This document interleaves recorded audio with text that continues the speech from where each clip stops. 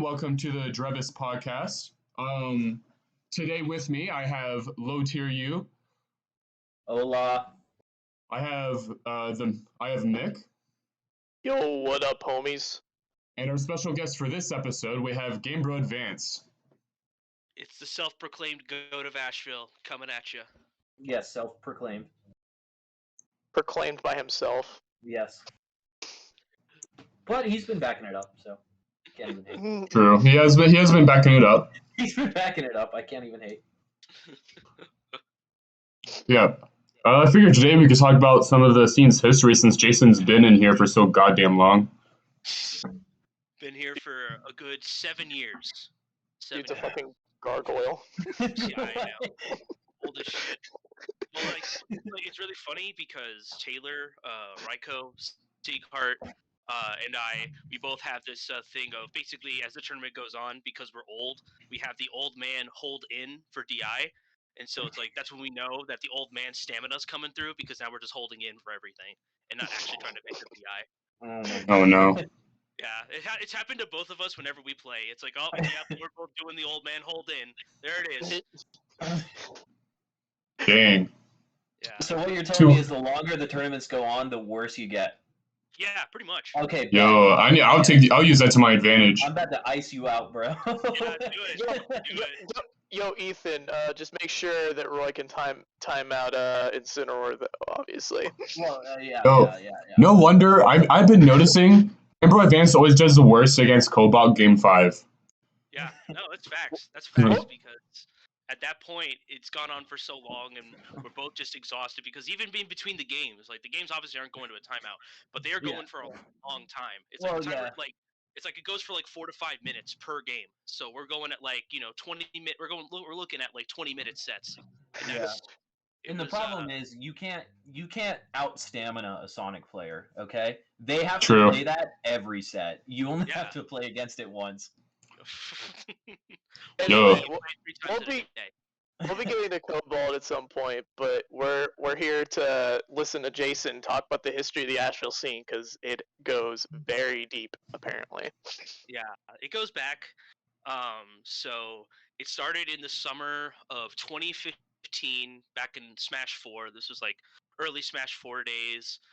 And it was like a lot of Smash scenes got their start on Facebook, and they were making, it was like a Facebook group, and most of it was like starting with like playing online and whatever, and then someone decided to, from the Melee scene, actually kind of hosted like a mini like hybrid tournament where it was going to be like Melee, Project M, and then they were going to have a side event for Smash 4, and that's how I got into it. I saw it on the Facebook page. I decided I was going to go. What I didn't know, however, was that the tournament was taking place in a dude's house, in particular, a dude's basement. His name was Keegan. I think his tag was Dembo. I think that was his tag. I remember him. It was either him or his friend Ryan. I forget who it was. Either way, I've been in Ryan's basement. Yeah, and it was a guy's basement, and so like they had a bunch of like CRTs with like PM and Melee setups going, but there was only one Smash 4 setup. So there was like 14, 15 of us. It was pretty small, but we only had one setup, and because it was in a guy's basement, they had pretty much no space. So the setup was the monitor was on a guy's bed, sitting on top of a 2x4, with the Wii U plugged in also on the bed. So it was like the most scuffed setup imaginable. We weren't even sitting on chairs. I think we were sitting on like a couch or something like that. It was like completely scuffed. Were you playing in tournament mode? No, we were not. Thankfully, no. These were guys who actually ran brackets before, so it was like a challenge. I think if I probably logged into the challenge account, we used to have a challenge account, and it might still be on there. I remember the Asheville challenge. Yeah, so like we ran that tournament there. I don't even remember if we paid for it or not. We may have paid like a couple bucks. I don't remember it being a whole lot. It may have been like $2, because a lot of those tournaments back then were like super low rent because none of us had money. True. And so we ran the tournament, and I actually won that one That was the first one I Oh, won. he came in winning. Yeah, well, it was like, well, I know it's Little Mac cheese because I was just playing Little Mac the whole time, so no one was prepared for the matchup. Everyone kind of got matchup checked really hard. Yo, making jumps for other people. Yeah, dude. I mean, well, because that's what everyone was saying. I was like, oh man, I've never played Little Mac before. Like, what do I do? So, it's whatever. Like, I kind of went in expecting that. So, and a couple of players who would kind of go into the Asheville scene as a whole were also there. Like Arundo, who's my doubles partner, he was there. A couple of other like players from like the Smash 4 early Ultimate scene were also there. But it was really again like really like low key. Like Nemesio, he was there. Ooh.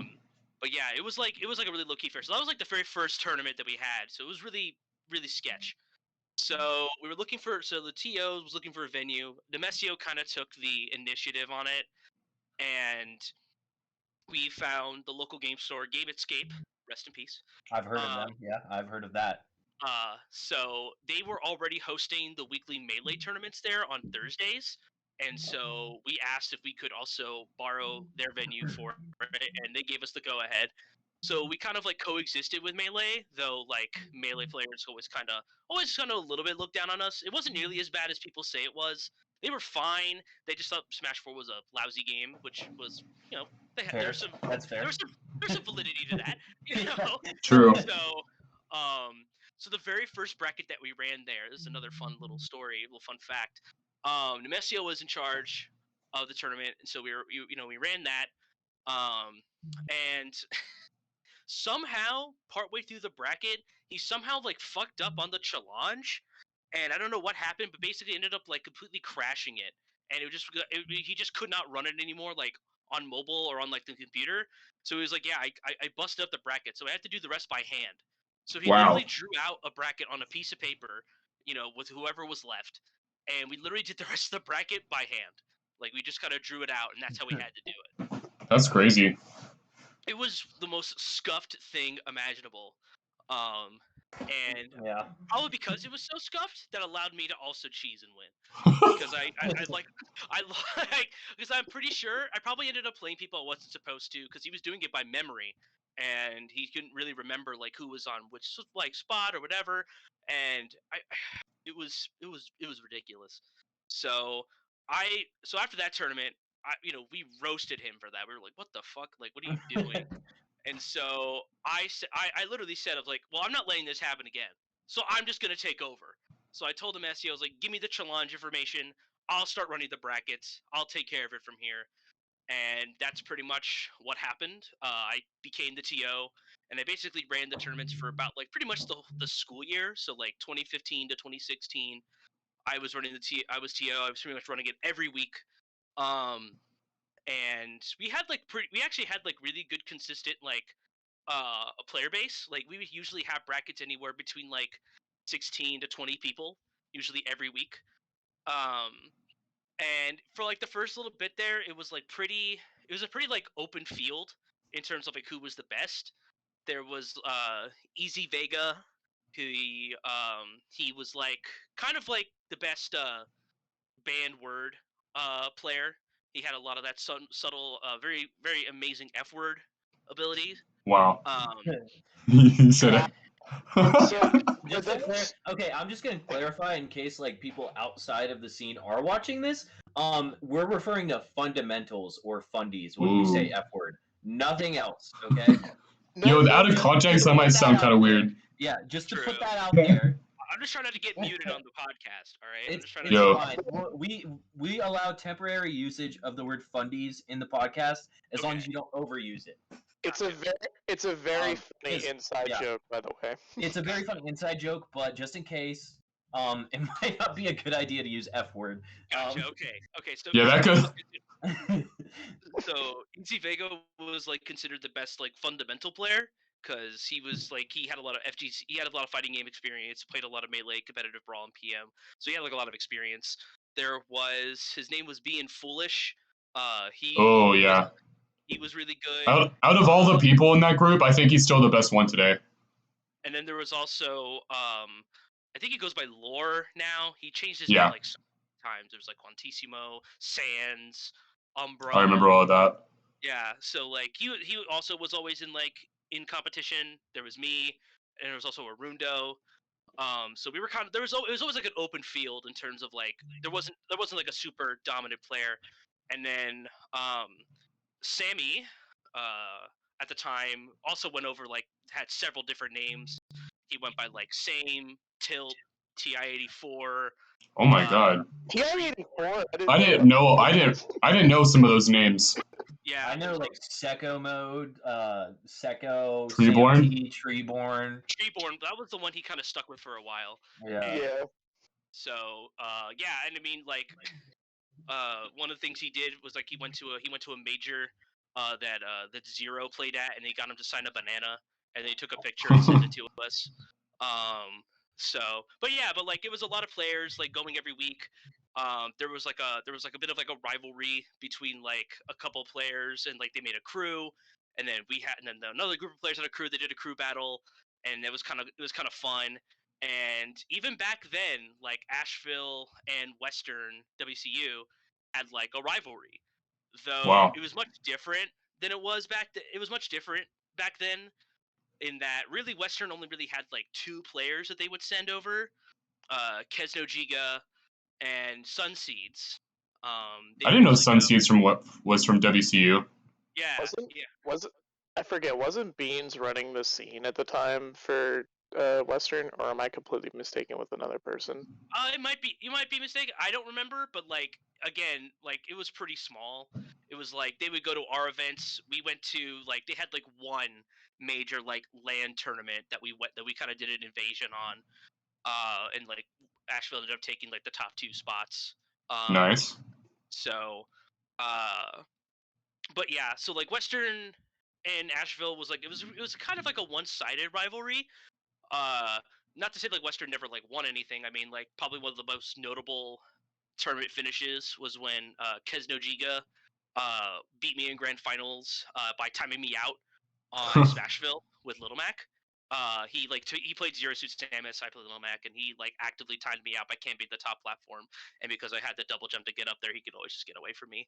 And that was like the turning point for like my mentality, because at that point I was still playing fairly emotionally and playing really intense, and that kind of was the tournament that turned things around. But it was also at that time where whenever I played Smash 4, I always banned Smashville because of PTSD.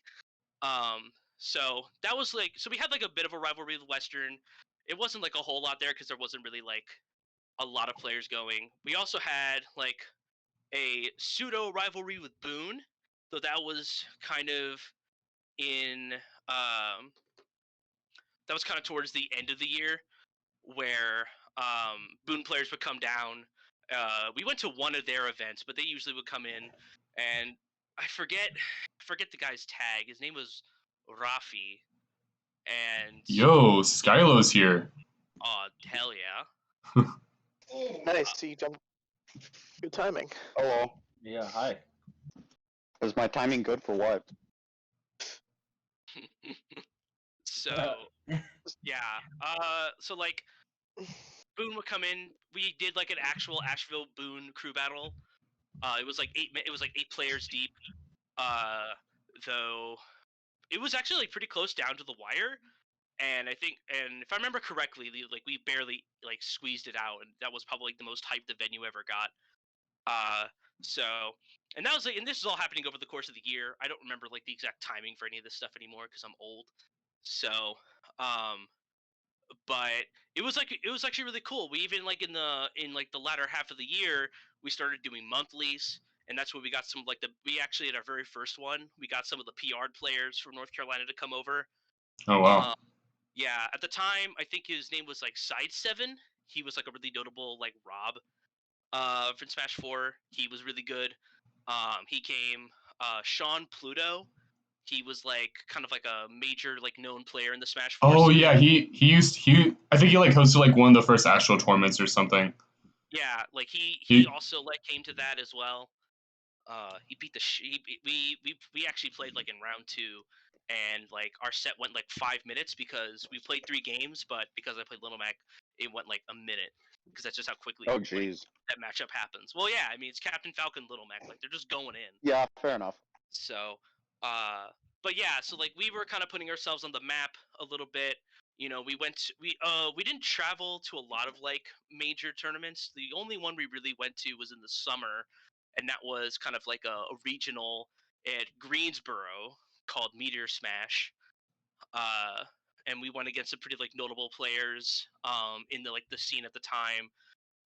Including at the time the number one player was Kai. He was a Sonic player. Oh, I know him. I yeah. never got to play him though. Yeah. Of course you would know. Sonic mates got to stick together. Lord knows no one else will. They all know each other. I'll be honest. They all know each other. No, real quick though, like Kai, like I'd always heard about him in the scene, and whenever someone would play against me, he's like, "You don't really play like Kai." Like he plays very grounded and defensive, and you're just kind of aerial based. It was always really funny when I heard that, because I was like, "Man, I hope I get to play him someday," and then I just never did. It's interesting. I hear he's really good. Yes, very. He was like the dominant number one in North Carolina at some point, I think. Yeah, he was. Like at least when we were, at least when the scene was first starting, like he won pretty much everything. He was the consensus number one. It was like you run into him in Nebraska, just. But I think he was a little prevalent early Ultimate too, but his time was definitely Smash 4. Yeah, definitely was. And so like a bunch of us went to Meteor Smash. That was actually probably like the best I'd ever done on a regional, because it was like 80 something people, and I think he's either 13th or 9th.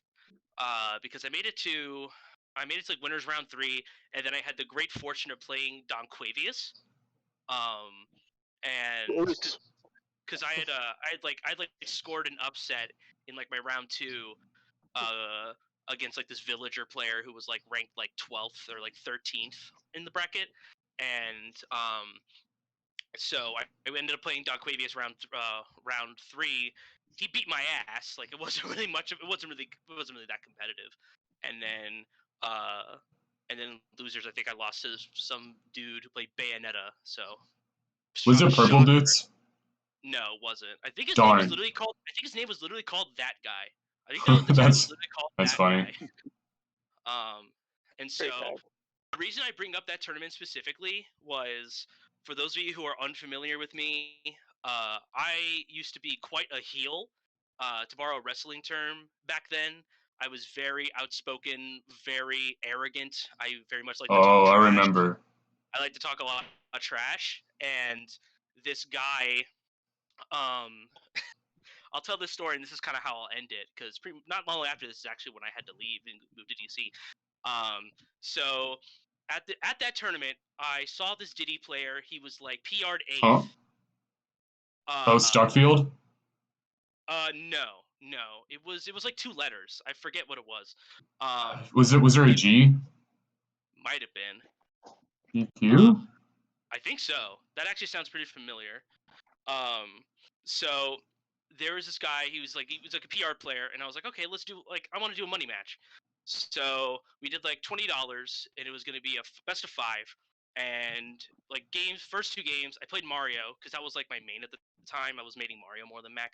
And then he beat me both times. He was up 2-0, and I was like, okay, fine.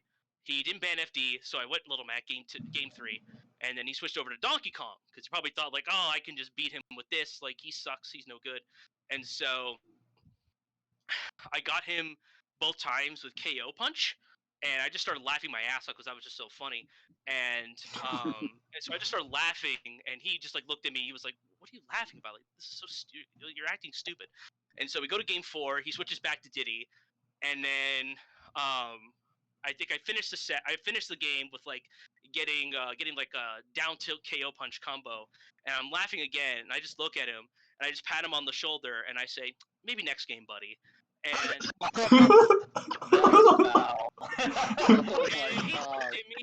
he looked at me with such contempt. Like I've never seen a person that angry in my life. Like if there wasn't a game 5, he probably would have like dropped the controller and tried to choke me, because he looked and the entire time, like I just know, like I'm just winning this mental warfare, because it's like this guy is like so pissed off, and I'm thinking, I think I got this in the bag now. And I lose game 5, of course, because now I got too cocky. And even after I lose, like, I give him the money and I'm still laughing because it's like I know I got him so pissed off, and everyone's looking at me like, "Why are you laughing? You lost." It's like because I got him pissed off. Like this guy's angry playing a video game. Like this is so funny. And of course, on the NC Smash 4 page, everyone started talking shit about me because I was acting like an asshole. And of course, like leaned into it, and I was like, "Man, you guys are so free. Like, you guys are losing to Little Mac. Like, what's the matter with you?" And I was like, I just leaned super into that, and definitely because at the time, the North Carolina scene was really toxic. Like, they leaned into that. They said like that's what like got them closer together was how much they ribbed on each other. Okay. And yeah, it was kind of like their justification because there was a lot of toxicity on that page. A lot of people always like cutting each other down, talking shit, making fun of each other. Like in some cases, even getting personal, like making fun of people's like appearance and stuff. Yeah, it was really bad. It was really bad. And it really sucked. And it's good to know now that it's like gotten much better with that. I think a lot of these people have either exited the scene, and like the people who've come in now are much more mature, much more grounded. I And it's just agree. not nearly to that level. And I say that as someone who like was a part of that, right? Like I'm gonna fully admit I was like part of that toxic culture because I very much was that asshole. I was that person in our local scene who like made profiles roasting everybody, including myself. Like I literally made like a roster of like, hey, get to know our scene, and the entire time it's just me talking shit about everybody in there. Like I called my best friend a choke artist. Like that's what I like. That's how hard I was going. Damn. Sorry, Sean. But you know, Dude, I remember playing a set with Jason. He would like shit talk me mid set. Okay, yeah.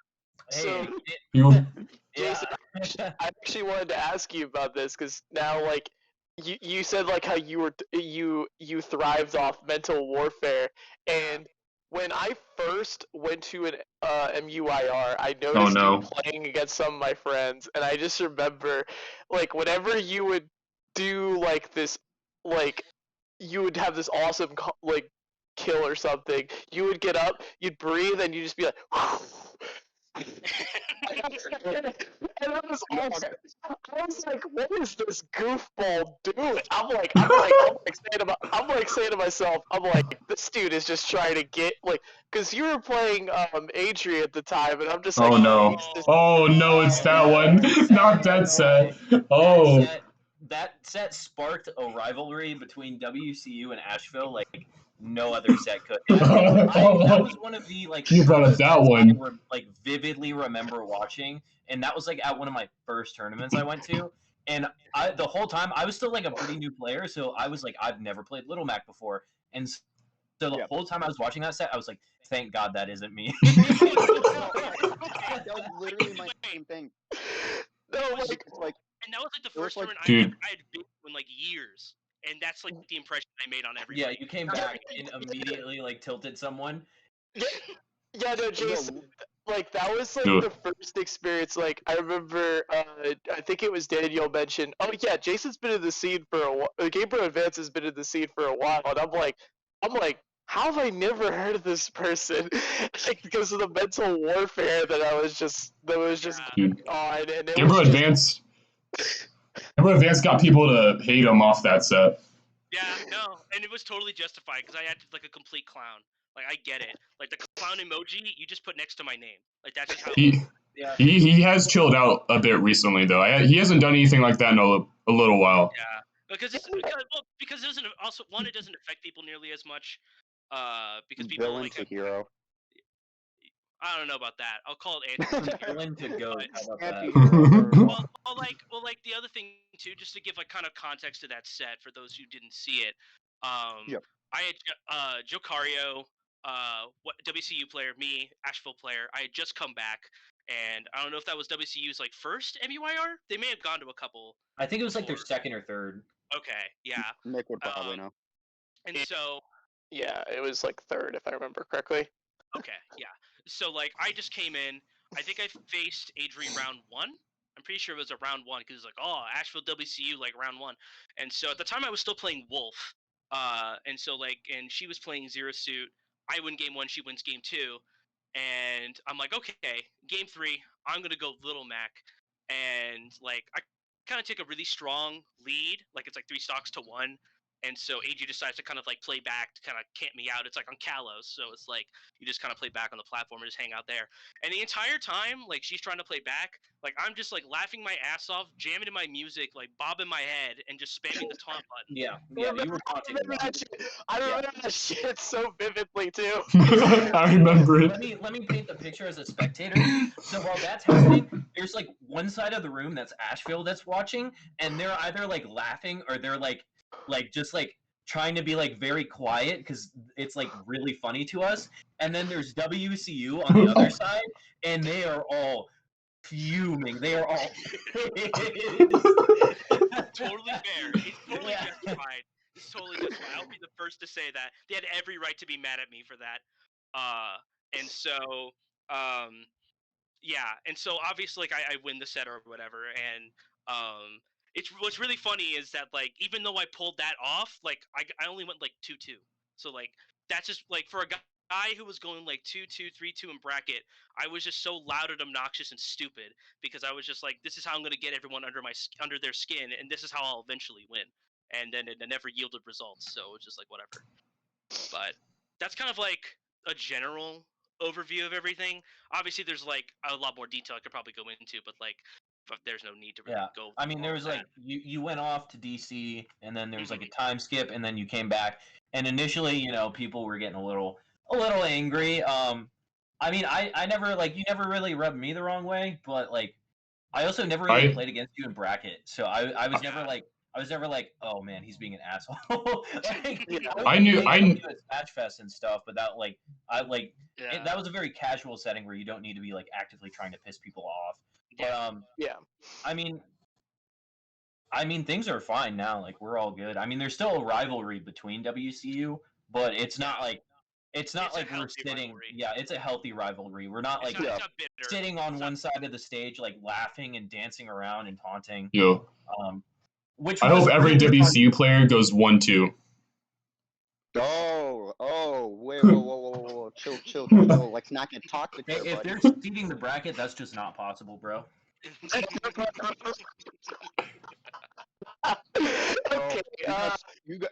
Unrelated, you got so annoying about that shit, Ethan.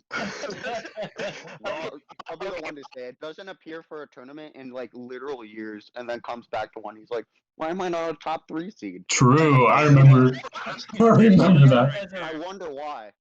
Hey, all Right I'm saying is, man, is I at least got top 3. So Yeah, you did, and I'm proud of you. I know the next tournament I come back to though, it's back down to like number 10. But that's a good segue though. Yeah. It's a good motivator. There's a lot of tournaments that has happened since the last episode. With questionable seating. I'm kidding. Well, we did we did have the WCU Arcadian, which in my opinion has been one of our most important events in a long time. I'm not proud to say it. That was the hypest event. That was this a season. really hype event. And I'm not saying that just because I did well, but also because it was like a really fun event. And also we got some really good performances from some people, and then it kind of set the stage for another player who has continued to do well. Indeed. Yeah. 2 players, honestly. We some of us on the podcast may or may not have predicted that they would end up winning the tournament, but yeah, that's Yeah, Cobalt won, Yeah. and Cobalt doing really well the entire tournament. Honestly, Cobalt's probably not going to be allowed in another Arcadian after this. Yeah, no, that Yeah. probably is How not about- Arcadian. Is that like So is that like that should be a rule? Like if you win an Arcadian, you're not allowed back into one. It's a bit more than that. Cobalt's like easily going to be S to be tier. fair, he also is like a really good player, but like also, like if someone who doesn't go to tournaments a lot wins an Arcadian, they shouldn't be allowed back if they Yeah. like don't make it on. Huh? It's also to me the fact that like Cobalt's just like done so well this season, gotten several S tier wins. Also like recently, like we'll get to that in a bit, but like recently won a tournament as well. Like that's non-Arcadian, Yeah, so that's like not- you know. So the mention good if you- players were there. Yeah, I want to mention a few things with Cobalt. I do remember it was like months ago, Jack was texting me and he was like, "Yo, I'm about to put Mhm. a Sonic player in friendlies," and I'm like, "Oh, bet." And then he texts me like an hour later and he's like, "Yeah, they're probably a sleeper for PR. Not gonna lie." And I'm That's like, funny coming from him. yeah, no, and I'm like, "Oh snap! I gotta play them immediately." And I end up playing them online, and I'm like, "Oh shit, their movement's really good." It's actually I insane. yeah, no, like I actually think their movement is a lot better than me because I want to go into some details about Sonic as a character. Sonic has some of the most interesting movement options in the game, but there are a lot of them are frame specific. In particular, something that he does really well is he uses spin shot with spin charge, and that is like a frame 1 or 2 window, if I remember correctly, versus spin dash where you can still spin shot, but it's a lot easier for people to know like to catch on because spin shot is a much faster execution. So I think it's really cool that he has all this movement. Um, in particular, like when it comes to what I noticed as a player, this person learns like constantly Mhm. in our friendly sessions.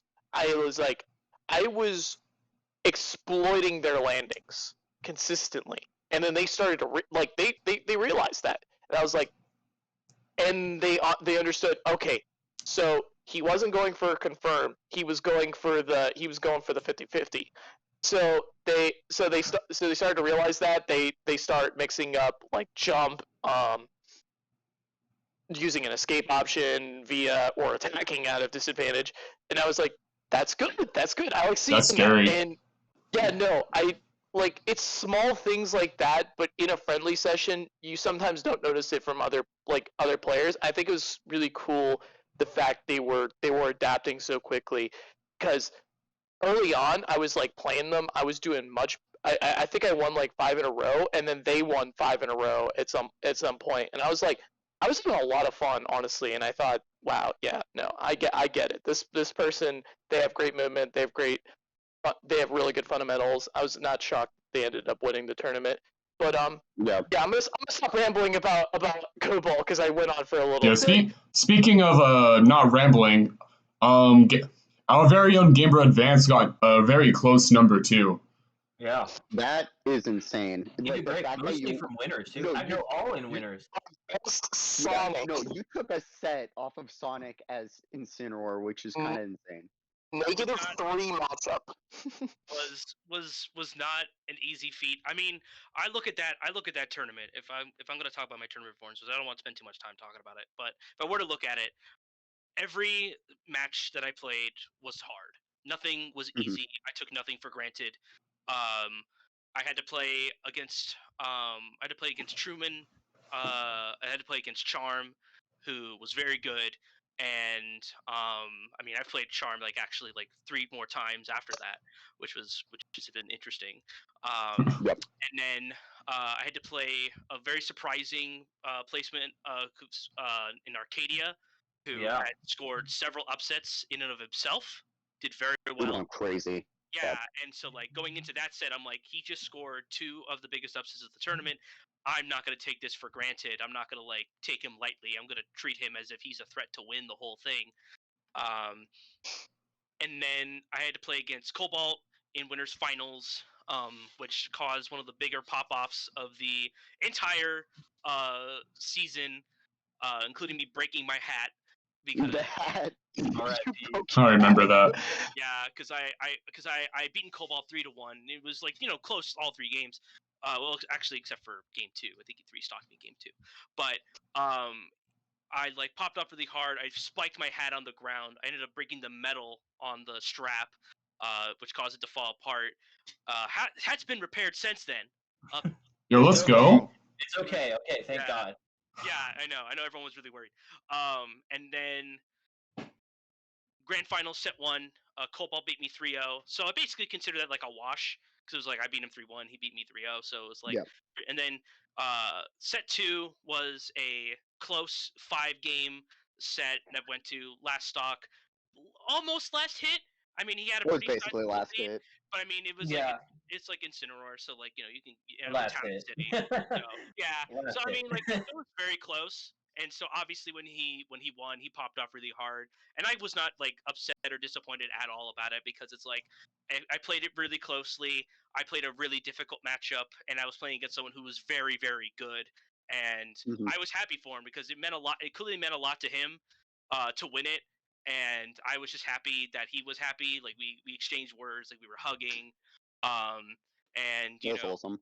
if he played any other character other than Sonic, I would like playing him more. But You know, and he's told fair me, Yo, enough. it's true.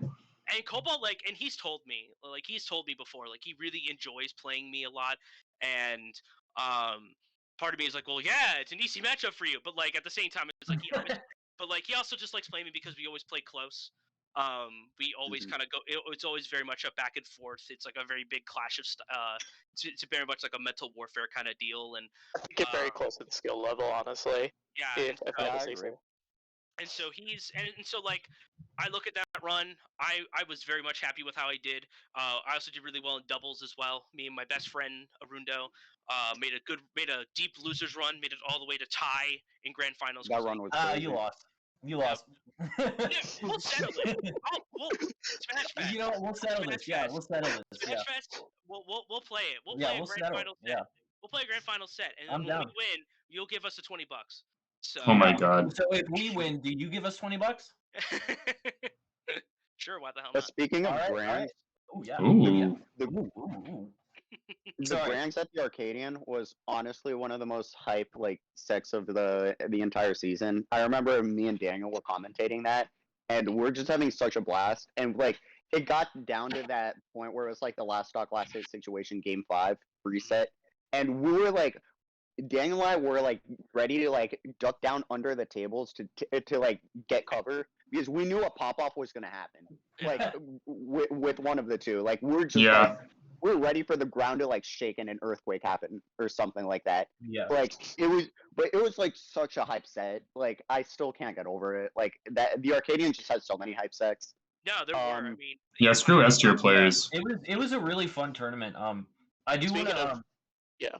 I want to talk about two more players. One of them myself, but I don't really want to talk about my run. I just want to talk about how it felt. Yeah. Well, you got third. I was. I mean, yeah, I got third, which was pretty good because I went into the tournament thinking, okay, there's a very good chance I don't do well, because I hadn't played in a while. So it was really nice, still getting a good result. But there were a few things on my mind. One of them was I had declared I was planning on retiring if I won, and so I really wanted to win, because it would have been a nice way to end my career, just to win. So I wanted to win. I was also going into it wanting to play Cobalt because I don't think we've talked about this a lot, but me and Mick actually have a pretty deep history together. We played a lot together. I've played so much Sonic. All the way so back to yeah. 2019 I'm summer I'm when sorry to you hear. were first playing Mario against me, and then Yeah. I was your main, and then you would play Wolf and Joker against me, and I was like, oh, those are your mains. Yeah. But very deep history with it. So I was very much trying to play Cobalt. So my run was 1, I want to win the tournament, and 2, I want to beat Cobalt. Luckily, I did manage to get the chance to fight Cobalt. I mean, it started out as a pretty normal run. I think I won my first 2 rounds, and then I was like, okay, I'm doing okay. And then I had to fight Arcadia Grayson, who got the upset on me, pretty convincingly too. Dude was on And fire. I got popped off on, which was really annoying. I'll be honest. That is not a fun feeling. I don't really. I pop feel off that on honestly. people, so I'm not I don't feel any guilt over past pop-offs, but man, that's really good. It really stings when someone pops off on you. It does. And But also, I was very oh yeah, I mean, I was you a go. little pissed. I was like, man, this is I was like, this is really annoying. And so I kind of walked off off the stage. He went to hug me, I think. And I think I begrudgingly hugged him, and then I was like, all right, I just need a minute. And I stood over, and I just Yeah. calmed down, and then I was like, all right, I need to play. So I had to make a pretty deep losers run. I mean, I started from outside of top 8, so I had to play a good amount of sets. But I had to play P, who is another Roy player, also known as Pearson. That was a fun set. Roy Ditto, always a really fun time. And then I had to play. I think I had to play Charm. I think you did. Yeah, and I was a little worried about Charm because I'd heard a lot of really good things about them. It was in the beginning of the set. It was pretty close, you know.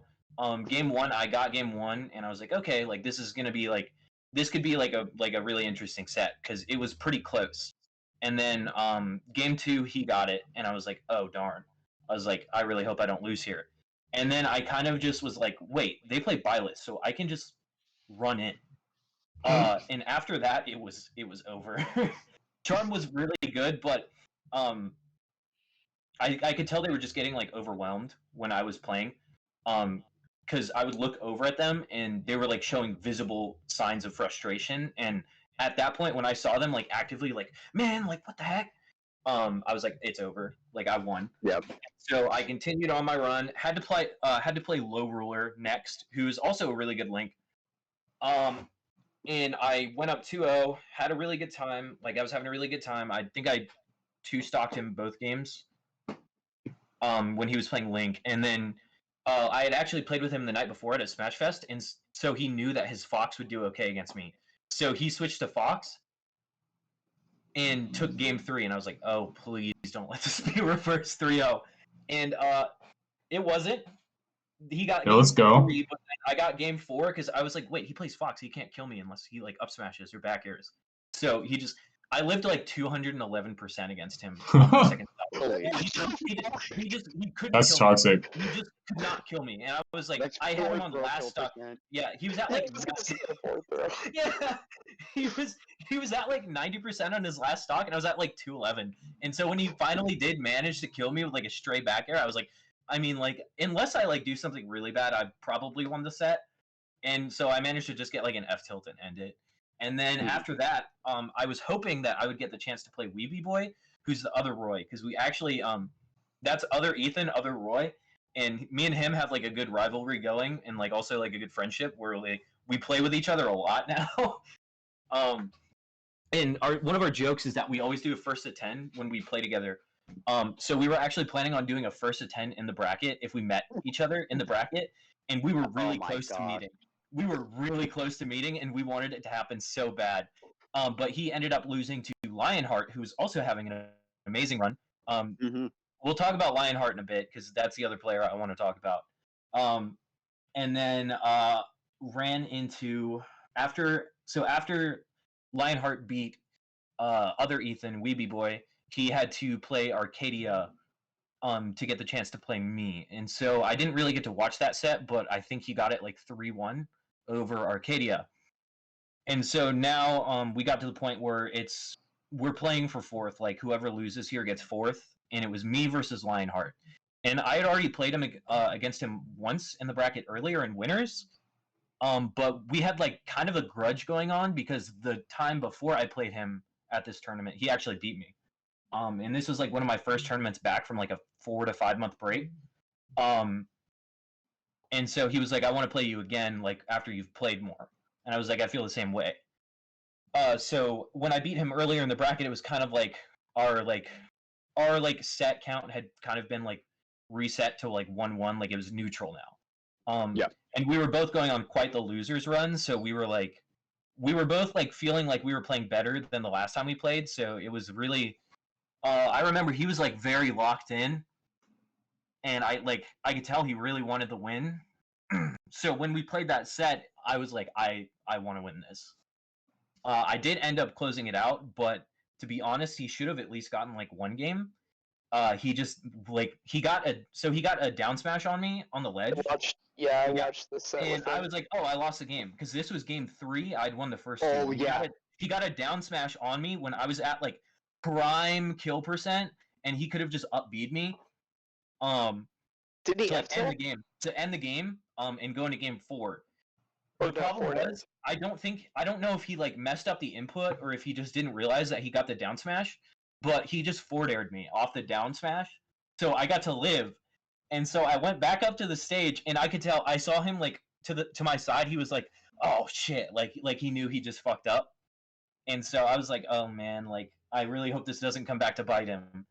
And so Yeah. I get back on stage, and we have like a really bad like spaghetti moment, like both of us, where we're like throwing out up smashes, and neither one is hitting. And then I finally managed to just knock him off stage, and I'm like, all right, let me just see if this works. And I just go out and forward air him, and it won me the game. When really I probably shouldn't have won that game, but I was happy I at least got the set. But I could tell he was really upset, because he like I think he spiked his controller. Damn. Yeah. Um, it wasn't Yeah. like a super hard spike, but he did like throw it down. I was like, oh. It's just like, such a bad way to like lose. yeah, You know? it really sucks to go out that way. Like, I don't think I would have done that, but I definitely would have felt like spiking my controller if that happened to me. Oh, same.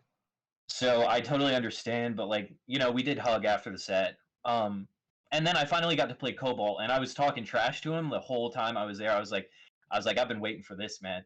I don't even know if I was talking trash necessarily. I was just like, I was like, I'll see you. Like, I was like, I remember like when I saw him at the beginning of the tournament or something. I was like talking to him, and I was like, I'm gonna see you. Like, I was like, I'm gonna play you, and he was like, oh yeah. And so I finally got to see him, and I was like, I've been waiting for this, man. And we sit down. Yeah. And I proceeded to do amazing my first stock, and then it all went downhill. It all went downhill. Lost the first 2 games. Game 3, I'm like barely managed to scrape by, because he like got an F tilt on me, and I just fell out of it and snapped back to the ledge, and then I got like a F smash read or something. I remember that. No, dude, you talking about plot that armor in that fucking set. I need Yeah. to talk about this set for a second. So I watched this set over with Ethan because I had to give him advice. This motherfucker is like, oh, I'm gonna do a landing up air on Sonic spinning in the corner, full spin dash charge, and I'm just like, oh my god, you have fucking you have side me. I'm like, Yeah. what is he like? There were so many decisions that I just criticized. It was just like, I don't know how this went to 5 games. Yeah. I'm like, But if it hit though, But if it hit, if it hit though, He would have been a god. yeah. Anyways, so yeah, that set was pretty like cursed, but it was also a really fun set. If you weren't spectating, because it was like a pretty long set. But yeah, game 4 I won again, and I don't know if I should have, but Cobalt ended up SDing on his last stock, and so it forced a game 5. And so I was like, I really have a chance at this. I was like, I just need to win this last game, and I can I can play in grand finals. And so we start game 5, and things are going not amazing, but like I managed to bring it back to last stock, and then ISD. And Cobalt then proceeds to pop off on me. So both times I lost in bracket, I got popped off on. Dude starts running around the room, like ran 2 around the room. Yo, that is a Sonic I don't player. deserve this. I do not deserve this. But I mean, I wasn't even mad at the end of the set, because like when I SD'd, because in my mind, the immediate thought that went through my head was Thanos saying a soul for a soul. So Yeah. I was like, yeah, he got it. yeah. I was like, yeah, that's fine. I was upset that I got popped off on. Like, I had never met this dude before, and I SD, and he wins, and he immediately jumps up, hugs me, and then runs 2 circles around the room. And I'm like, I've known you It's a for like big room. the It's a span big of 10 minutes. It was a big room, by That the way. room was huge. Yeah, Yeah. like dude was Sonic in real life. No, that's honestly like, to I mean, add on the pop-off thing, I think it's honestly just a sign of respect to you, honestly, That's what I because was gonna if say. someone's popping off on you, it's because you gave them a hard time. You're a good player. They may not have known you at the time, or they may know you, and they understand that respect. So, yeah, it's definitely frustrating. It would definitely be frustrating. You know, You know, as It someone is who's what it been is. popped off on and who pops off on others, like it's basically what Nick is saying. Like it's Yeah, just like it it's is just like a a big sign sign of of respect. Like it I res- sucks whenever it's like something close, but I like res- also like for me at least, whenever people pop off on me and like I'm like done being annoyed, I'm like, damn, like good for you, buddy. Like Yeah. It's I've been popped off on a total of like 3 times. It's So fun- I think it's just a feeling I'm still getting used to, but also the first time I got popped off on, the player who beat me didn't even pop off. It was his brother who popped off on me. Wait, I wonder which one that one was. Oh my god. Dude, But I was so it's happy a- for my brother. This is like No, so that's unrelated, fine. but I That's was so fine. happy for my brother. It's a fine feeling to have. It's just weird still Yeah. adjusting to that because I was always like the little underdog who was like he could do it, but he probably won't. No, So it's I weird kinda to feel consider that. a person like being pop off worthy on because I don't feel I am that worthy No, of it yet. you definitely are. Like, look, as someone who like basically grew up in Smash with you, because like we entered the scene like literally the same time. Yeah, Like we've gone from like being like one little of the scrappy shitters. underdog. To, Yeah, we were to, like, shitters. now I'm not gonna being towards the lie. top. We were shitters. Oh, we were shitters. But anyways, yeah, I had a good run, had a really good time. Got to know Cobalt a little better after the tournament, and I was like, yeah, like he deserves it because I knew for sure he was the main character and I was the villain in his story. When we went to an after party and this dude is like sitting in the corner of the room still watching Smash videos. I saw I was that. like, oh, I absolutely would have I pointed that out. I was like, yeah, I should have lost, no question. And I was like, in my head, I was like, was I the villain? Like, they just wanted it more, man. yeah, he just wanted it more. I could tell, like, he just wanted it Cobalt's more. a protagonist. But yeah, moving on to like the next few people to talk about. we got to bring up Lionheart. Lionheart, bring up Lionheart. absolutely. Yeah. Dude was playing really well. I told him, like yeah. I'm gonna keep it a buck. He was going through a slump. Like he was not like he would even. He Yeah. wasn't like doing You- terrible, but like he was definitely not playing up to his standards nor the standards we had for him. Yeah, and like that was like definitely annoying him a lot. I could tell, and it felt like he was like getting slept on or whatever. But Yeah. then he just came to this tournament. Yeah. He had like he had his mark set. He literally DM'd me saying like, "Hey, I'm getting top 4 at this tournament, and I'm gonna do Damn. it." And he got top 4. He did. Like, I told him. he was I just told playing on him. fire. Yeah. No, I told him when I played my loser set with him. After the set, I told him I was like, that's probably the best you've ever played.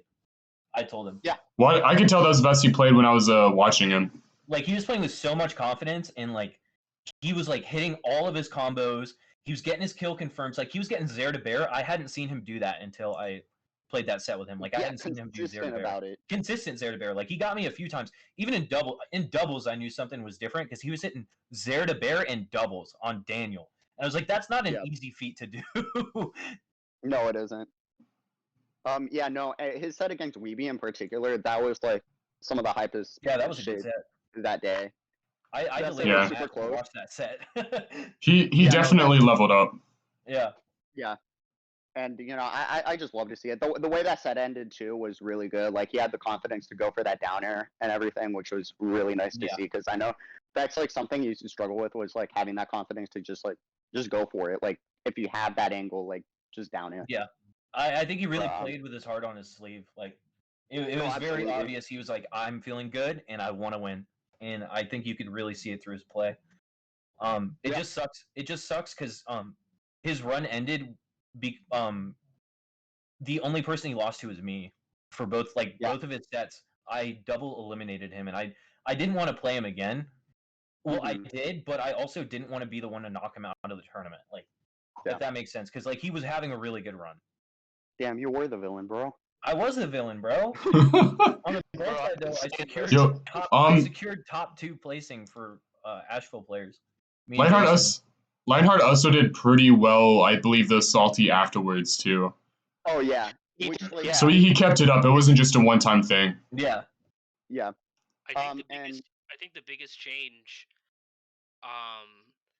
there was a lot of times, and if you follow him on Twitter, you could see it as well, that when he wasn't really getting like the placements that he was wanting, like he was kind of questioning his ability. He was questioning whether or not he could actually achieve what he wanted to do, and then he just kind of like whether I don't know what exactly like caused the shift. It'd be really interesting to ask him about it. What exactly caused the change? But he just kind of put that all to the side and just literally like ignored everyone around him, turned out all the noise, and just said, "You know what? I'm doing this, and no one is going to stop me." And that was like a level of confidence I had never seen from him up until then, and it was really great to see because obviously he knew he had that in him because he talked about it a lot and everyone tells him that. So to actually make that achievement, I know was really big for him. Like I think about that set with Weeby Boy. I think before then, I think Lionheart loses that set because the pressure I gets to agree. him and he lacks the confidence to execute. And it gets to him and then he falls under the pressure and loses. But that's when you could tell he was like playing with a different level of confidence because he was not only playing extremely well but following through on it. And that was really like the big difference. And then like you mentioned, like the following week, the following Salty Splatoon, he like kept that up, and so it wasn't just like a one-off, event. And so that's like the main thing. I would say probably the biggest. I would say probably the biggest breakout performance of that tournament was his run. Yeah, I would agree. Yeah, for And sure. then, just to round out like the other players, I'm trying to think who else played pretty well. I have someone I really want to talk about. Yes, Arcadia. Arcadia, yeah, he had a great run. He got 5th, right? Okay, yeah, he got 5th, and I want. Oh, I know what we're gonna talk about. Upsets. He got several. I've told this to a few people in here, but I want to. This needs to be said. Okay, literally, it was the day before Catamount Clash 3, right? We're playing friendlies, me and him, and he's getting tilted playing my Aegis, and he gets to a point where he just stops playing, and then he tells me, "Hey, DQ me from the bracket. I don't want to play." And I'm like, "Oh, okay." And he's like, I think he posted somewhere that he's like done with the game, like he doesn't like it or whatever. And then we're doing seeding, and he sees that he's seeded like to like maybe fight Chad. So he's like, "Okay, I'll actually try," because for some reason he really wanted to play Chad. Interesting. But he went from that to then having like 2 of his best like performances ever. Like, So, yeah, I want to add. It was. Yeah, go on. I want to add this real quick. So we were talking about Seth earlier, and now we're talking about Grayson about like like the highs and lows. Improvement is not linear, and I've always said this, even in my line of field that I'm studying in sports. Improvement is not linear. You're gonna have so many peaks and valleys, and you cannot take any one like great performance and any one bad performance as a measure of what you are, because you have to develop that consistency. And yeah, you want to revel in those victories and you want to learn and understand from the losses. And I think that's the most important part. Your losses are supposed to make you stronger by studying. Your wins are supposed to make you stronger because it builds confidence. And I think everyone needs to take that away from whatever good or bad performance they have. And, yeah, true. No, like, yeah, going back to Arcadia to like finish it out for is he got probably 2 of the biggest upsets in terms of like how seeding was. Upset factor of 20. Yeah, no, like quite literally, he upset Volukai, and then he immediately after upset LTY. And they were pretty convincing. Like, I think against Volukai, there were a couple of SDs, but like, I think game 2, like the SD didn't really matter too much because like he still won with basically a fresh stock. Yeah, exactly. But like, it was like he won very convincingly, and like I think I'm really proud of him because like again he went from like almost quitting the game to having like some of the best performances. That's insane. And I think he definitely needed that, and he definitely like showed himself out there that tournament that he's a threat. He's good. I do also want to shout out Low Ruler because I played against him. He's someone I have like always seen. For some reason, I always play him, and it's always in top 8. Mhm. So again, he's very consistent. Um, just a very consistent player. I don't. Absolutely, yeah. I feel like he's not really talked about that much. But he's really good. And he showed me with his Fox that like he can play multiple characters. Pretty carry. darn well. It's kind of become a running gag now that because he's picked up Fox a lot more for certain matchups that we now kind of make fun of him calling him a Fox main as opposed to a Link main. He goes like Falco and Fox half the time. Yeah. Or like he told me Yeah. specifically he plays now the Fox for specifically against me now. He says he'd rather do Fox into the matchup as opposed to Link because of the Oh, interesting. matchup Yeah. experience. It's just strictly because I know the matchup against Link and I played Gotcha. that Yeah. better. I think he'll be playing Fox against me from now on when I play against him too. I never know who's his going to Fox against me. His Fox did a lot better than his Link did against me, and I've talked with him, and he was like, he was telling me, he was like, you are really good at the Link matchup, and I was like, yeah, yeah, and then he played Fox, and it was so much closer. Like I think it's like when I played friendlies with him the night before, and his Fox was like pretty consistently like winning in friendlies, and so it definitely like he'll definitely be playing Fox against a good amount of people here. But he always has a good run. It just sucks because I feel like I always play him whenever I'm on like going on a run. I always play against Low Ruler. And then it's either Low Ruler or Raikau. I play against one of them, but lately it's been Low Ruler. Yeah. It's like at this point, it's guaranteed in top 8 that there's gonna be a Link. Mm-hmm. Yeah, and At then least also one. yeah, and then also shout out to Weeby Boy Ethan. Oh yeah. Yeah, I think he got 7th, but I'm always happy to see a Roy do well, and we'll get our first to 10 one day. It'll happen. Someday. It'll happen. It'll happen in bracket someday. But yeah, he did really well. That was the Salty Arcadian. Then we had Salty number 11, I think, happened the week after. Yeah. Which was pretty interesting. I went Donkey Kong. You did go Donkey Kong. How was that? Awful. I had to go into like 3 -3 matchups, and I lost to 2 of them. Yeah, that's Donkey Kong, buddy. It was like the. Yeah. It was fun though. I like Donkey Kong a lot. Donkey Kong's fun. He's very Love that fun. character. But because I was going I was going a bit more relaxed that tournament. I wasn't really into win as much as I was just have fun with the character. I think it gave a few other players an opportunity to really show what they're capable of. Yeah, I'd agree with that. I think the top 5 was like very interesting for that tournament. It was like me first, Chad second, Bolukai third. I'm not sure. Oh yeah, it was Sieghart fourth. Yeah, And yeah. then Sigurd had a pretty it good performance was- that tournament. Yeah, no, I definitely want to talk about that. I'm sure you have a lot to say about it, Daniel. Well, he was seeded as the sad penguin because of a seeding mistake. He was. He was given an awful seed, and then he made his way into 5th still. Yeah, no, it was definitely like one of the most impressive things because like that seed was like not good.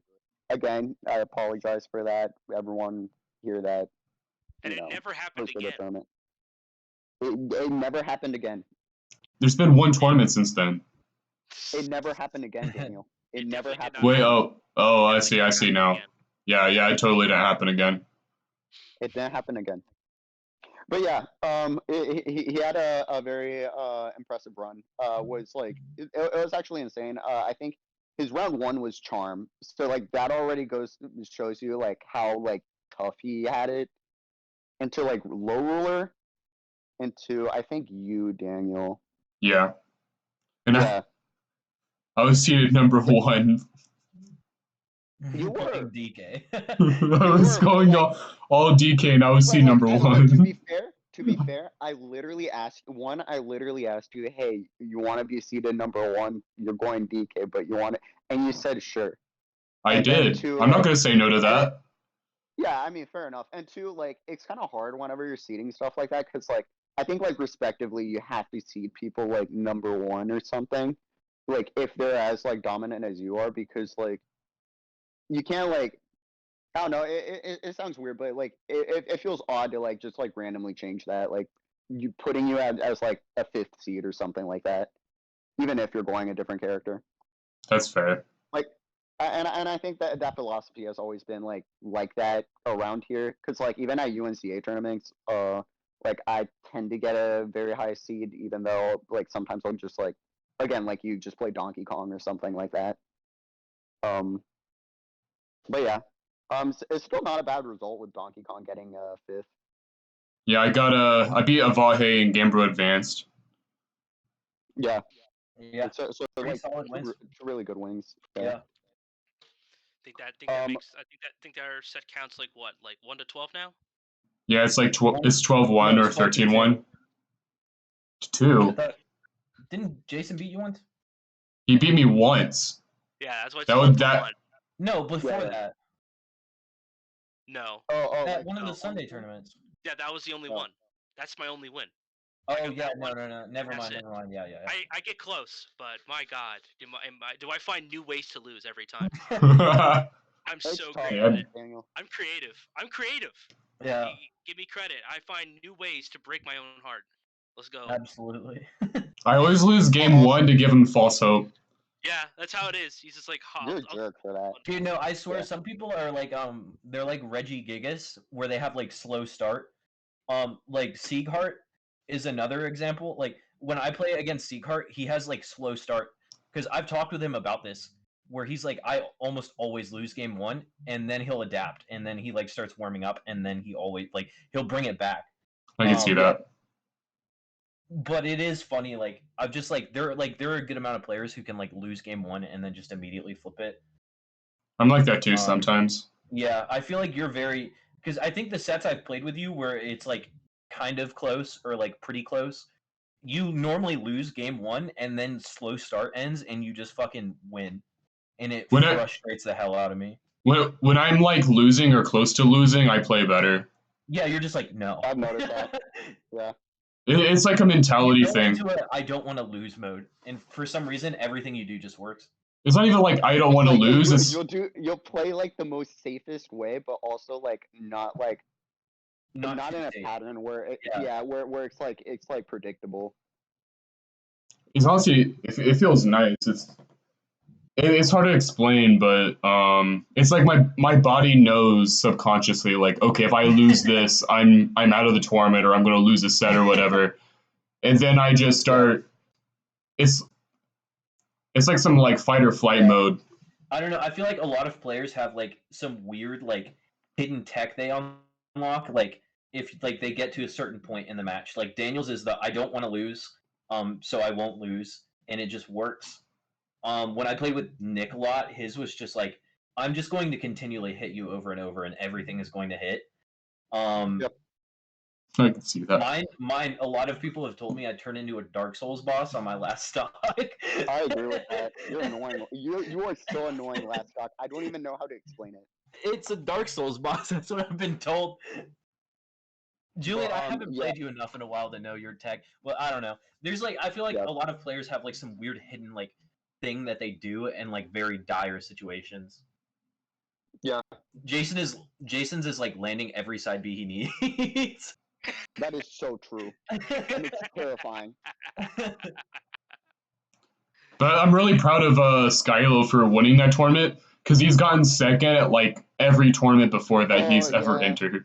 Bridesmaid finally became the bride. I saw on the grapevine that you that got you enough money to buy a Pokemon. I saw that too. I actually did. I like what's really funny is tonight I'm gonna play it. Like I actually would not have enough money for it had I not won that tournament. So there's a lot on the line. And it was over. Oh, sorry. It was over Chatty too.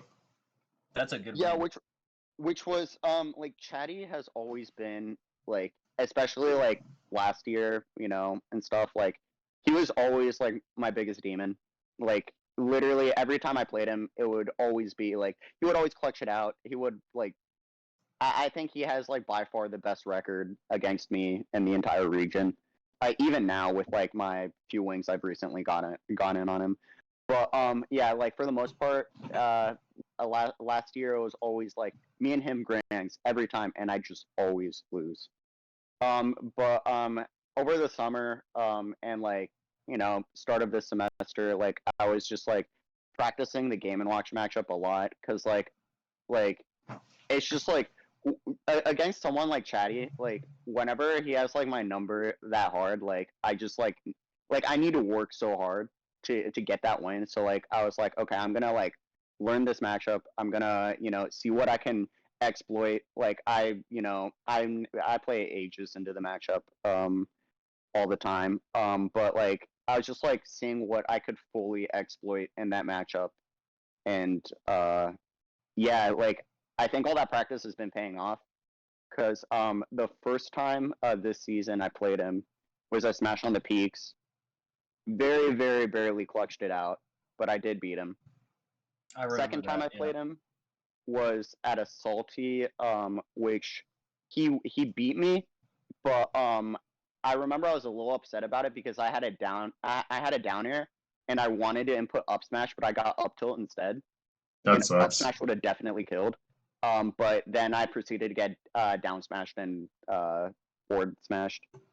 So like I wasn't like too upset about it, but like well I like after the tournament was done, I wasn't too upset about it because like I could still feel like hey I was like I'm doing really well now. Like it isn't a complete wash anymore, and it finally felt like things like were clicking for me that tournament against Chatty because I felt really confident. I knew exactly what I had to look out for, where like how I was gonna punish, how I was gonna recover. Like I felt like I had all the bases down, and I think I only lost one game to him. I almost had a perfect tournament run. I only lost one game to him Dang, you're like MKLeo. in winners. No, quite literally. I only lost one game to him in winners. It and was. I'm sure that pissed you off. You're like, damn, my perfect run. Yeah, no. Well, to be fair, I hadn't like if it wasn't Grants, I probably would have felt that way. But since like I knew like Yeah. if he like I knew like if he would drop to losers, like he would probably get back to Grants, and it would be really tough to win. Like even if I did really well against him in winners. But in Grands it was very interesting. So like we goofed around. We always do this. Like in winners we were gonna do it, but he said nah, like save it for later. We did like the Steve ditto. We always fool around like that. It's just our thing. Like you know. Game two I beat him very convincingly. And then game three in Grands he went Wolf, which was very surprising for me. Yeah. Like I don't want to like sound really bad whenever I say this, but like it felt like he was like very defeated, and like Wolf Yeah. was just like a big stretch that he was like, I'm gonna Yeah. try because why not? Oh yeah, So like, like even though I had two games won, I was like still like I was still on guard because I was like I need to like close it out like one of yeah. in the next three games or else he's gonna reset and it's gonna be tough. Yeah. But he went Wolf, I'll be which honest. Sorry, go ahead. made me feel at ease. Like I was just like, Yeah. okay, he went I Wolf. I figured. think I got this. As a former Wolf addict who's recovered, that Yeah. game three Wolf, like there's a game three Wolf in everyone. Okay, the question is whether or not you have it under control. When that game three Wolf comes out, 80% of the time it ain't working. It's just not gonna work. Yeah, I sort of agree with that. But it's a But very funny thing. I've seen it with a lot of people. the Wolf came out, and he like I took his second stock, and then after that he just side B off stage. He just Yeah. SD'd, and yeah, so I won it. I was happy about it. Obviously, like I don't know how to phrase this better, but I'm just gonna be blunt about how I'm gonna say this. I wanted like a salty that was like a little more like I guess people like trying harder, if that makes Yeah. sense. No, I 'Cause, get what like you're saying. with that wolf pick, it didn't feel like it was like trying his hardest. And like it feels like I have to like earn that shit like a little more. Like I'm still proud of it. I still think like I do like, you know, I got first that tournament, so I deserve it. And you can buy But Pokemon. Yeah. I can buy Pokemon, so that's all that matters. But it was awesome. I talked to Chad after that set, and what he said made me feel a lot better because like I was actually very proud of him saying this to me. Is he said that he's never felt more lost like against a player than playing me, and I was like, oh damn, like that means a lot to me just because of how much that guy would like whoop my ass at like literally every tournament. And he said that about me, and I was like, wow, that means a lot to me. Dang, Sky leveled up. Yeah, no, the level up happened.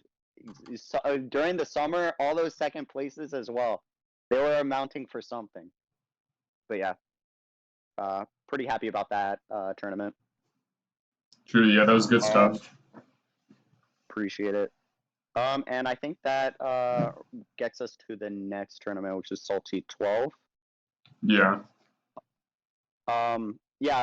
This tournament was interesting because it was sort of similar to an Arcadian because a lot of players just weren't competing in it. Y'all baited me to enter that. I'm mad. Hey, there was a prize on the line, but yeah, I did tell everyone that there was a prize on the line because I did want it to be like more stat. I wanted more entrances in the last Salty. Oh my! You didn't even enter yourself. Okay. Next Well, I was actually gonna get on that. So the reason why Josai and I did not enter is because our PR season. Yeah, our PR season is basically like that was it. Like after that tournament, it's like we have no more Salties anymore until like next year. So we're like we kind of know. Obviously, I'm not gonna spoil, but we kind of know where we're at in terms of you're our trying places. to save your spots, you little. Yeah, so that's grimy. We had a conversation about this before the call. We'll bring this up at the end. But we had a conversation about something like this. But go on. You were. This is true. I'm gonna be blunt. It is cowardly. Yo, I ruined my season going to that tournament, and I just want to know. So, dude, I almost got baited. I'm not gonna lie, because Julian was like, "There's a special prize for the winner," and I got baited. I was like, "What is this?" Why was it gonna enter? What was the prize? A McDonald's Happy Meal. I think my idea for the prize was better. What was your idea? Was it the hug? I know what it is. No, it was no. What it actually was, because you said it was something physical, because you said it was like a physical thing, and so I said it was actually just a plane ticket to China for Bible study with Cool Man. That would have been amazing, bro.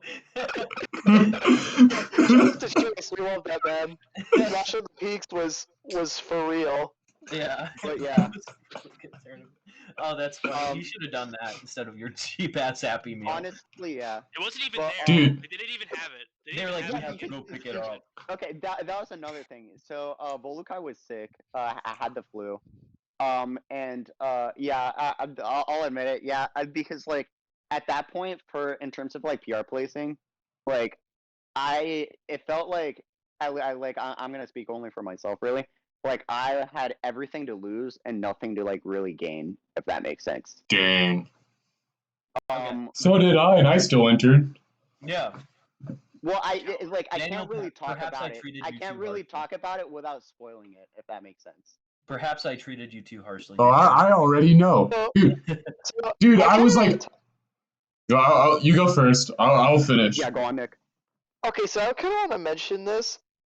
I know it may seem like you'll look on your results in the end, but something from a retired player like myself, I always look back and I'm like, I'm glad I entered as many tournaments as I did because not this. more than anything, I enjoyed like for real, like the tournament experiences. Those are fun, and while the results are nice, I do think the everlasting memories of each and every tournament is ultimately worth it, good and bad. I think. You like tournaments? Name every tournament. Yeah, okay. But to be No, fair, kidding. to counteract what you're saying, okay? And now this is just a debate. To counteract what you're saying, I was there at the tournament. Like I like again, like tournaments for me are like social gatherings too. Like I get to see all the people I love. Like I get Yeah. to see Aww. all my friends and the Asheville people. Y'all are awesome. Love. Ooh. Yeah, I do love you guys. Yeah. But that and I entered Squad Strike, which was really fun too. So Oh, I want like to talk. I want to mention something about Squad Strike when you're done. okay, yeah. But that so like I get So you I get where baited you're people coming into from, going. but I was there. Like You baited people into I going enjoyed and it. then didn't enter. Dude, dude, You, it's the ultimate marketing scheme. you could have gotten a Drevis win. You could have been like when me and Alex. No, you could have been like when me and Alex first hosted a tournament, and we were like, let's make this special. And I went out and spent $70 and bought a brand new Pro controller, and I was like, hey, winner gets a Pro controller. And I got a lot of people at that tournament. All I'm Meanwhile, gonna say is we had a better prize for Meanwhile- one of No, our- you didn't. People were in that tournament, and they were actively like, I want that Pro controller. And I was like, okay, I picked a good prize. No, you remember my Wi-Fi is ready though. Yeah, that was funny. Okay, no, Sorry. those prizes were amazing. I'm sorry, but that artwork, that was hell worth it, man. We might need to like bring back like that theming for like a tournament and like give out prizes to top 8, but like that are really shitty but also really funny, like on the level of like the My Wi-Fi prizes. Yeah, I Honestly, agree. Those, I'm gonna keep that those are idea really- down. Let's brainstorm about this later. But for now, back to the main topic. All right. Yeah, you baited people, but go ahead, Yo, Daniel. so yeah, I got, dude. He DM'd me like, "Hey, if you enter this tournament, you better get first." Oh my god! You might. And I was like, at that point, I haven't really played Diddy since like the North Carolina Arcadian. I haven't played for a month. I was sick all week, and I was like, that prize. What if it's like a Nintendo Switch or a new controller or something like that? Like I thought like the prize was gonna be. I thought the prize was gonna be really special, and I was like, okay, I'll go. I'll risk my PR spot. I'll risk everything. I didn't really get a chance to warm up Diddy. Whatever, it's okay. I'll go. I still have a good chance of winning the shot. You know, I'm a really good player. I go. I'm like, I want to be safe because I didn't really want to the tournament that much, to be honest. I would have rather like got back into the game, like kind of slowly got into it. But I was like, Skylo, what is the prize? So I know if I want to enter or not. That's why I'm here. And then Skylo was like, I don't know, I can't say. And I was like, fine, I'll enter. And then I learned after I lost that the prize was like a Happy Meal toy. And then I was like, I'm kind of glad I didn't win. Bro, no. So It I made was you gonna feel better. say, Joy I did feel better about losing. Joy and WCU running a bigger Ponzi scheme than fucking crypto at that point. Dude, I would never trust a Western player telling me they have a prize again.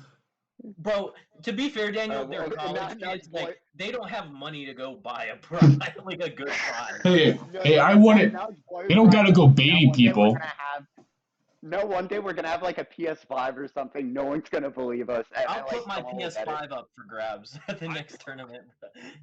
We'll see how many people show up. We should probably talk about who beat me that tournament too, and that would be Cobalt, who won the entire thing over me. I think he was. Go on.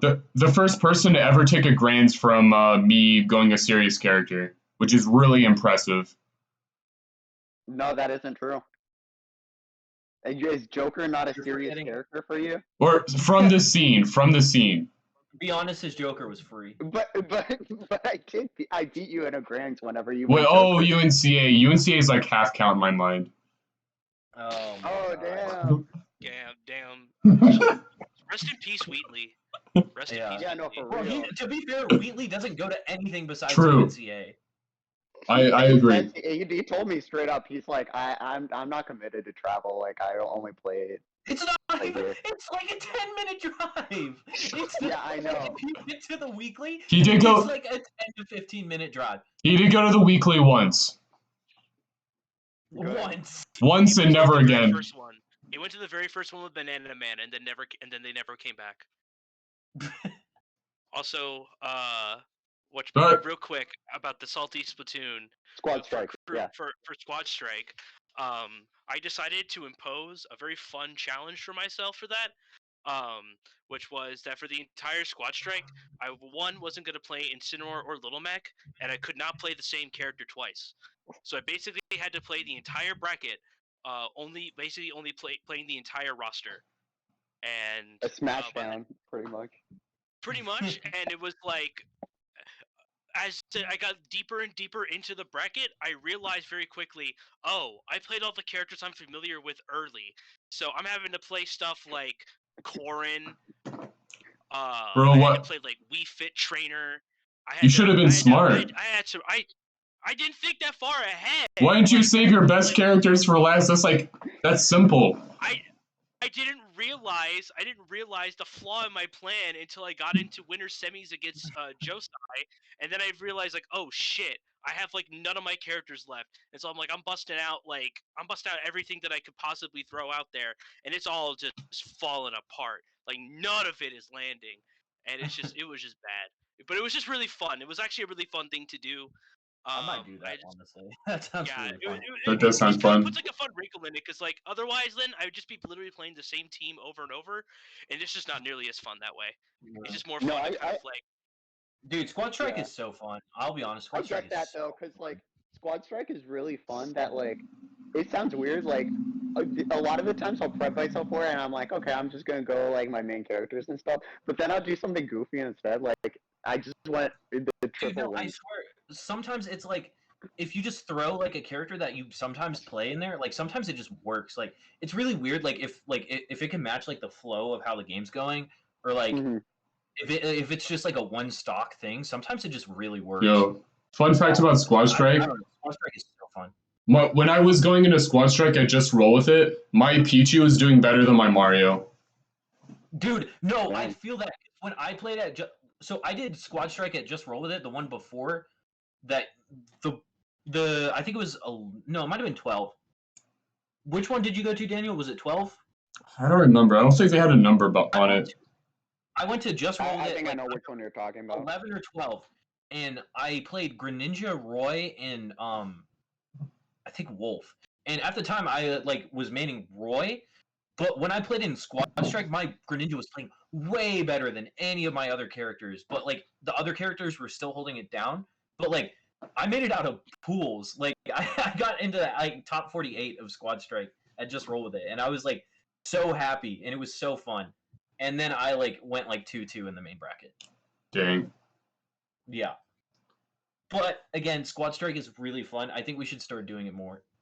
We do it like once every few weeks at the Sunday bracket. Do it this Sunday, please. What we really need, though. Speaking of the Sunday bracket. Yeah, please.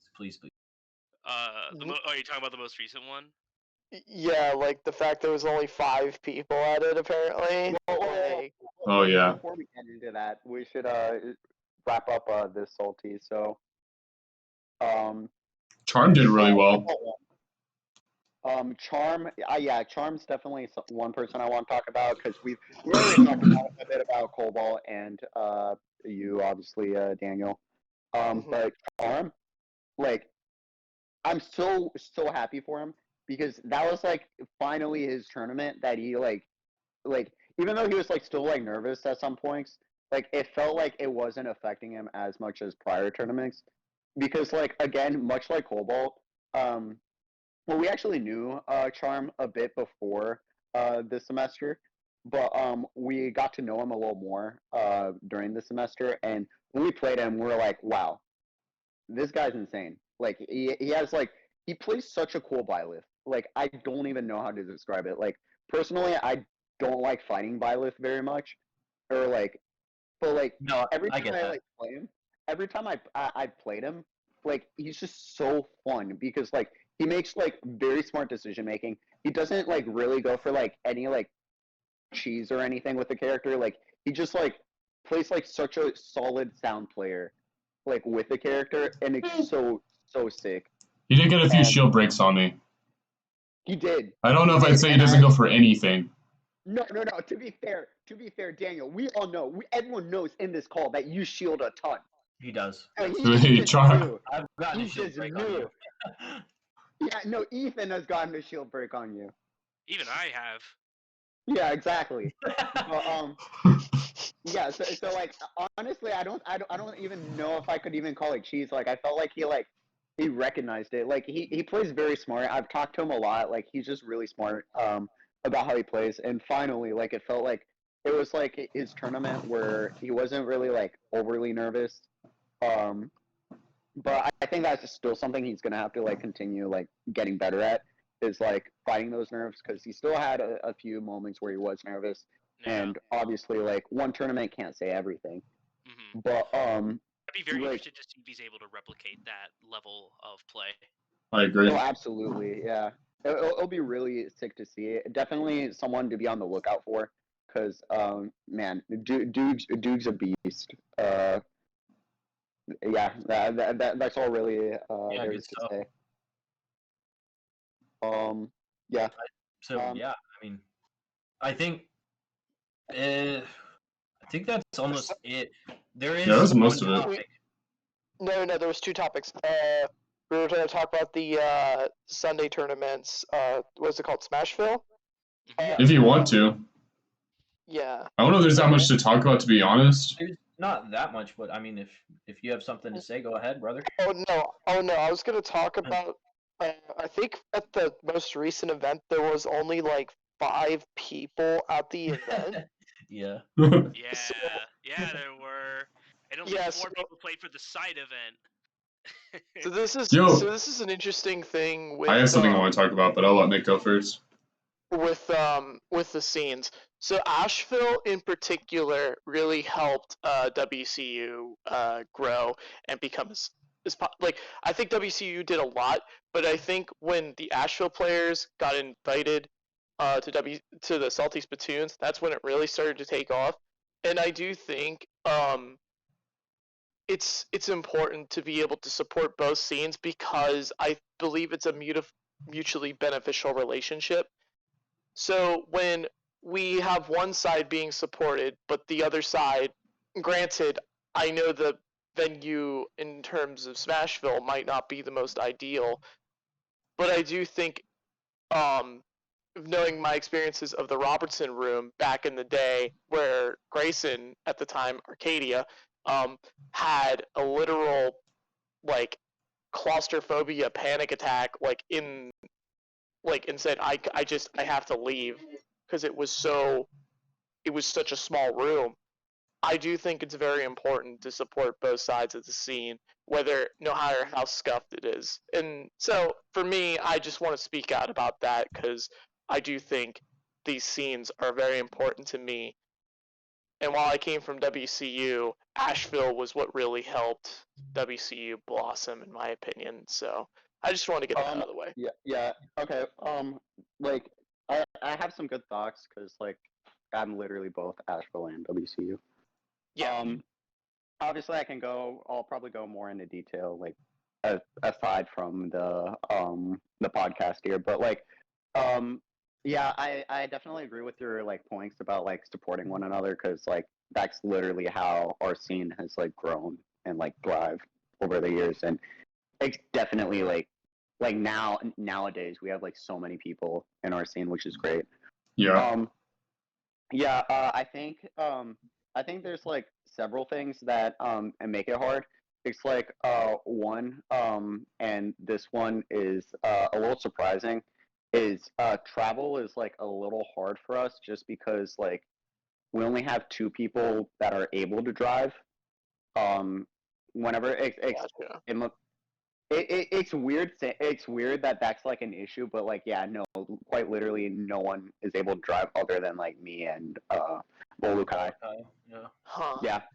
And yeah, obviously we have the issue of space being hard, and also it's just like for me personally, like obviously don't want to go too much specifics, but it's been really hard for me this semester, and just like I haven't really had many opportunities to fucking travel or do stuff because of workload and other stuff.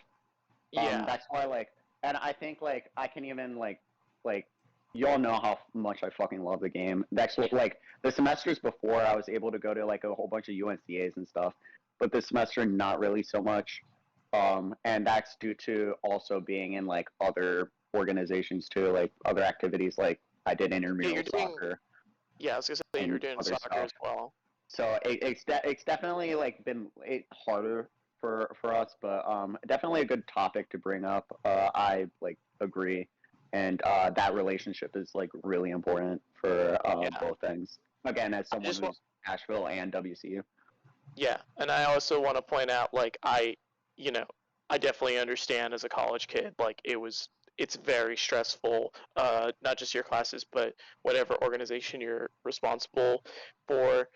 You know, I completely understand that point. So, but I just felt like it was very important to bring up because I think while it doesn't have to happen every single time, I do think like my ultimate is ready. Like when it was a monthly, I think it was very, it was a much more able. It was easier to support if that makes sense because it was only once a month. Mm-hmm. Yeah. I do think something like that would, like a change like that would help bring in more quality tournaments versus quantity, if that makes sense. I agree with that too. I'm starting to wonder if having the tournament be weekly was a good idea.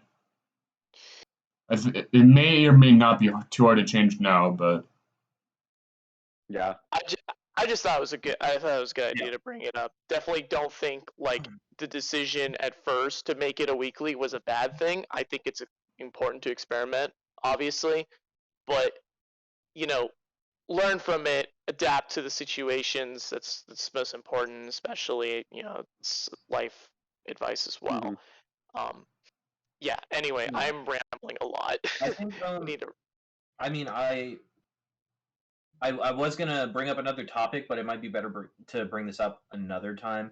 I think we've been going a little long, so it has been a long podcast. Probably our longest episode yeah, we've just been rambling. But I mean, it's been a good time, and thanks for sure. anyone who stuck through it and listened. Yeah. Yo, shout out to y'all who stuck through. Yeah. What do you think you like, you don't like? Leave it in the comments below. True. Make sure to like, comment, Yo, and facts. subscribe. Hit the bell And icon subscribe. too. And hit the bell icon. Don't forget. I will never. If I ever become a successful, I will never be. If I ever become a successful YouTuber, I will never tell people to click the bell. That's why you'll never be successful. Yeah. That's why you won't be Bro. Also, But it feels grimy telling people to do that. If this episode gets 10,000 listens, we'll drop our YouTuber apology video. It's up to you. What was the last thing you want to bring up? No, I'll bring it up. I'll bring it up another time. You'll have to listen to that one. I think we're good now. I think we're good now. Yeah. Also, thank you, Jason Gamebro, for joining us, and Yeah, no, it's Yeah, very delayed to have the thoughts. Sammy, delayed to have the. I was gonna say, Sammy, if you listen to the podcast, let us know if you think we can add more from your perspective on the Asheville. I'm sure he could fill in after, like, when Jason leaves, he can fill in from that point. Sammy became the primary TO and ironically the best player. And that might be a little hand on who our next special guest is, since we decided to leak it. Yeah. Thanks, Nick. Listen, part 2 coming soon. Yeah, part 2. I was gonna name this part 1. Can I just say one last thing? Yeah, go ahead. Absolutely. I just want to wrap up by saying I'm also a melee god at this game. This is true. I'm a melee god. I've never lost a single set of melee. Never took an L. Yeah, What never. about Smash 64?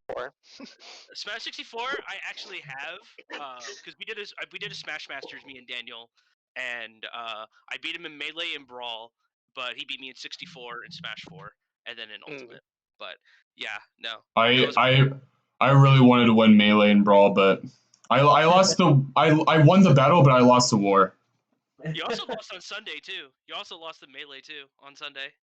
Don't forget. Don't worry, I won't lose On next March, time. Man. That, That won't be the only time we have Melee. Don't worry. Oh, I can't wait. I can't wait. Also, Melee's going to Western WCU as well. The Chum Bucket Brawl. This is true. Buccaneer Brawl. This is true. Shoutouts to the Chum Bucket Brawl. Oh, it's Yeah, I'll be practicing up. I won't lose to Jason again. Okay, we'll see if that happens. But yeah, Be sure to everyone, practice thanks for on watching. Slippy. Yeah, thanks for watching, Make sure to guys. Yeah, thank you for watching, everyone. Thank you. You can find me on Twitter at Oh my God. LTY_AVL. My name has been Ethan/LowTierU. Thank you guys. You can find me at SkyloSB on Twitter. You know what to do. Like, follow, subscribe. You can find me at Mick at _Michaelis on Twitter, and I'm private, but I accept follows. So yeah.